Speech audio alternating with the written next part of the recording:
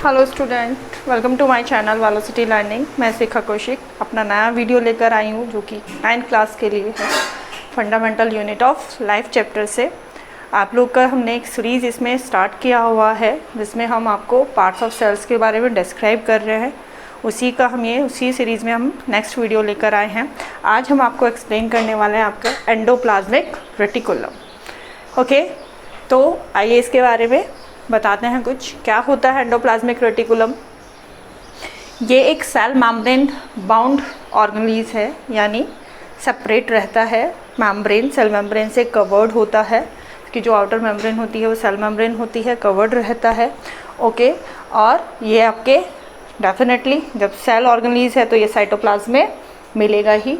और अगर आप इसको माइक्रोस्कोपिक मेन जो है इलेक्ट्रॉनिक जो माइक्रोस्कोप्स होते हैं उससे अगर आप इसको देखेंगे, इलेक्ट्रॉन माइक्रोस्कोप्स जो होते हैं, तो उसमें आपको एक नेटवर्क चैनल की तरीके से दिखाई देगा आपको। जो का क्या होता है, अगर शेल के अंदर देखें तो वो आपको दिखाई देगा नेटवर्क एक तरीका का ट्यूबल्स का, जो किस फॉर्म में होता है, मोस्टली ट्यूब्स एंड शीट की फॉर्म में होता है नेटवर्क चैनल। तो ये आपका क्या होता है, एंडोप्लाज्मिक रेटिकुलम होता है।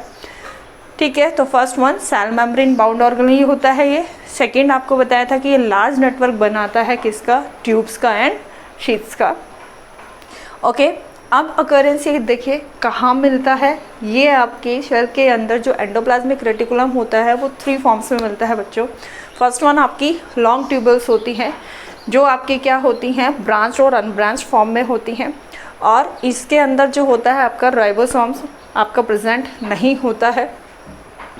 ये आपके जहाँ आपकी क्या होती हैं, ये ट्यूबल्स सिस्टर्नी जो होती है और आपकी जो वेसिकल्स होती है, इसी के साथ पूरा जो टोटल नेटवर्क होता है उसी के अलोंग ये रहता है, राइट। इसके अंदर देखो राइबोसोम सब्सटेंट होता है और ये लिपिड्स जो होता है उसके सिंथेसिस को करता है। वेसिकल्स आता है आपका सेकेंड वन जो आता है, ये वेसिकल्स जो आपकी होती हैं ये भी इसके साथ तीनों फॉर्म्स में होती हैं, अलोंग रहती है, सिस्टर्नी के और ट्यूबल्स के अलोंग रहती है। और ये कैसी होती हैं, आपकी बैग लाइक स्ट्रक्चर्स होती हैं, राइट। थर्ड आती है आपकी सिस्टर्नी, और देखिए वेसिकल्स में भी जो होता है आपका राइबोसोम्स एब्सेंट रहता है। थर्ड आता है आपका सिस्टर्नी। आपको इस डायग्राम के अंदर ये जो फोल्ड दिखाई दे रहे हैं, रेड कलर की जो स्ट्रक्चर होती है, ये आपका क्या है, सिस्टर्नी है। ओके, ये सिस्टर्नी जो होते हैं आपके कैसे होते हैं, फ्लैट होते हैं, लॉन्ग होते हैं और पैरेलल, जैसे आपको ये दिखाई दे रहे हैं कि ये पैरेलल एक सैक लाइक स्ट्रक्चर्स होते हैं। ठीक है, लॉन्ग होते हैं, फ्लैट होते हैं, पैरेलल होते हैं और सैक लाइक स्ट्रक्चर होते हैं। और इसके अंदर क्या होता है, आपका राइबोसोम्स प्रेजेंट होता है। ये मेनली कहाँ पर होती हैं, ऐसी सेल्स के अंदर होती है जो सिंथेटिक सिस्टम जिनके अंदर इन्वॉल्व होती हैं, जो सिंथेटिक सिस्टम में, क्योंकि ये क्या करती हैं, जो आपके सिस्टर्नी होती है, अगर यहाँ पे ये इसका एंडोप्लाज्मिक रेटिकुलम का ये जो पार्ट होता है, यहाँ पर आपका प्रोटीन का सिंथेसिस होता है ये इसमें। तो यहाँ पर आपको बता दिया कि अकरेंस होती है एंडोप्लाज्मिक रेटिकुलम आपका 3 फॉर्म्स में मिलता है, लॉन्ग ट्यूबल्स की फॉर्म में, वेसिकल्स की फॉर्म में एंड थर्ड वन सिस्टर्नी की फॉर्म में। ओके, अब ये इसको बताते हैं कि लिंक कैसे रहता है बच्चों। देखो यहाँ पर हम अगर डायग्राम देखें तो हमारा एंडोप्लाज्मिक रेटिकुलम क्या होता है, एक साइड से तो ये प्लाज्मा मेम्ब्रेन, ये अगर मैं इसका यहाँ से आपको क्या बनाऊँ, आउटर, ये अगर बनाते हैं शेल तो ये होती है, मैंने आपकी बनाई है प्लाज्मा मेम्ब्रेन, इस तरीके से प्लाज्मा मेम्ब्रेन बनाई है। तो एक साइड तो आपका जो ये ER होता है ये आपके प्लाज्मा मेम्ब्रेन से अटैच रहता है, और एक साइड यहाँ पर आपको दिखाई दे रही है ये जो आपकी है न्यूक्लियर एनवलप जो है, यानी न्यूक्लियर जो मेम्ब्रेन है ये एक साइड उससे अटैच रहता है। ठीक है, तो वन साइड ये अटैच रहता है आपकी प्लाज्मा मेम्ब्रेन से और वन साइड ये अटैच रहता है आपकी आउटर न्यूक्लियर मेम्ब्रेन से अटैच रहता है। ओके, अब ये एंडोप्लाज्मिक रेटिकुलम जो होता है इसको भी हमने 2 पार्ट्स में डिवाइड किया हुआ है। एक इसका जो पार्ट होता है बच्चों वो होता है SER यानी स्मूथ एंडोप्लाज्मिक रेटिकुलम, और सेकंड वन होता है इसका RER यानी रफ एंडोप्लाज्मिक रेटिकुलम। ओके, इनमें डिफरेंसेस क्या होता है, देखो अगर हम एंडोप्लाज्मिक रेटिकुलम के माइक्रोस्कोप से स्ट्रक्चर्स को देखते हैं तो वहाँ पर हमें कुछ पार्ट होता है उसका जहाँ पर हमें बहुत स्मूथ सा दिखाई देता है, कुछ पार्ट होता है हमें उसका जो रफ़ दिखाई देता है। छोटे छोटे से आपको पॉइंट लाइक स्ट्रक्चर, जैसे इसमें एक ग्रीन कलर के आपको दिखाई दे रहे हैं यहाँ पर ये सारे, बट यहाँ पर आपका ये ग्रीन कलर नहीं है। तो ये आपका जो ग्रीन कलर के पॉइंट्स दिखाई दे रहे हैं दैट इज़ राइबोसोम्स, ठीक है। और यहाँ पर ये राइबोसोम्स नहीं है, तो इट मीन्स हम इसको ऐसे भी कह सकते हैं, जब हम इसको देखते हैं तो ये हमें बहुत स्मूथ दिखाई देता है माइक्रोस्कोप से, और ये हमें एक तरह से दिखाई देता है ग्रैन्युलर फॉर्म में, ठीक है। यहाँ पर ये ग्रैन्युलर फॉर्म्स दिखाई देती है जो देखने में रफ सी लगती है, राइट।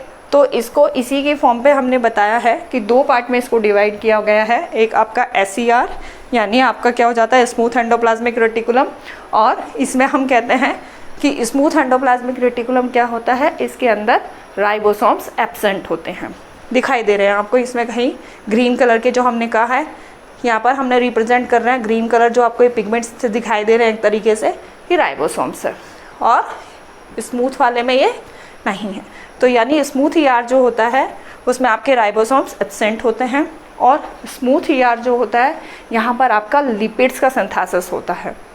चलिए नेक्स्ट, रफ एंडोप्लाज्मिक रेटिकुलम, जहाँ पर आपको दिखाई दे रहा है जितना पोर्शन जहाँ पर आपके ग्रीन राइबोसोम्स प्रेजेंट है, ये सारा आपका क्या होता है, रफ एंडोप्लाज्मिक रेटिकुलम होता है, जो माइक्रोस्कोप से देखने पर आपको कैसे दिखाई देता है, रफ दिखाई देता है, ग्रैन्युलर्स उसके ऊपर मतलब ग्रैन्युलर फॉर्म्स दिखाई देती है उसकी। तो यहाँ पर ये आपका रफ एंडोप्लाज्मिक रेटिकुलम जिसके अंदर क्या होते हैं, राइबोसोम्स प्रेजेंट होते हैं। SER में राइबोसोम्स एब्सेंट होता है, और RER में राइबोसोम्स प्रेजेंट होते हैं, राइट। इसके बेस पे ही इनको हम डिफ्रेंशिएट कर सकते हैं, इनका RER और SER का। आओ अब यहाँ पर हम बताते हैं आपके एंडोप्लाज्मिक रेटिकुलम के फंक्शंस क्या होते हैं। इसके अकॉर्डिंग देखिए, सबसे पहले तो जो हमारा रफ एंडोप्लाज्मिक रेटिकुलम होता है वो क्या करता है, आपके प्रोटीन का सिंथेसिस करता है, राइट। प्रोटीन को सिंथेसिस करेगा वहाँ पर, तो ये जिन भी सेल्स के अंदर प्रोटीन सिंथेसिस होता है वहाँ पर आपका RER प्रेजेंट होता है। और SER शोज़ बायोजेनेसिस। बायोजेनेसिस का मतलब होता है किसी भी चीज़ को फॉर्म करना, राइट। बायोजेनेसिस किसी भी चीज़ को फॉर्म करना। तो आपका SER जो होता है यहाँ पर सेल के अंदर जो प्लाज्मा मेम्ब्रेन होती है उसको बनाता है, ठीक है।